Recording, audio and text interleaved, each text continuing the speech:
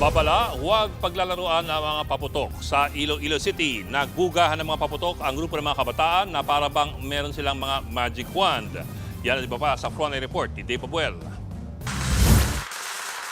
Mala Harry Potter ang labanan ng mga paputok ng grupo ng mga kabataang lalaking yan sa Iloilo City. Mga thunderstick ang ginamit ng mga menor de edad. Rumisponde ang mga pulis pero di na naabutan ang aktual na labanan. Nakausap na ng Women and Children Protection Desk ang mga magulang ng mga kabataang sangkot sa pagpapaputok. Inaalam na rin kung saan nila nakuha ang mga paputok. Nakasalampak sa kalsada at sugatan sa paa ang lalaking yan sa Santa Barbara, Pangasinan.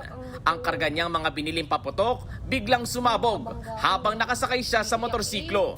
Damay ang 14 anyos niyang anak na lalaki na kanyang angkas noon. Base sa investigasyon, aksidenteng sumayad ang bitbit na paputok ng binatilyo sa tambutso ng motorsiklo, kaya ito sumabog. Dinala na sa pagamutan ang sugatang mag-ama. Nagbabalita mula sa Frontline, Dave Abuel, News 5. Mga kapatid, Ed Lingaw po, maging maalam at may pakialam sa mga napapanahong balita sa ating bansa. Para sa mas malilimang pagtalakay at paghimay sa mga issue at headlines, mag-follow at mag-subscribe sa social media pages ng News 5.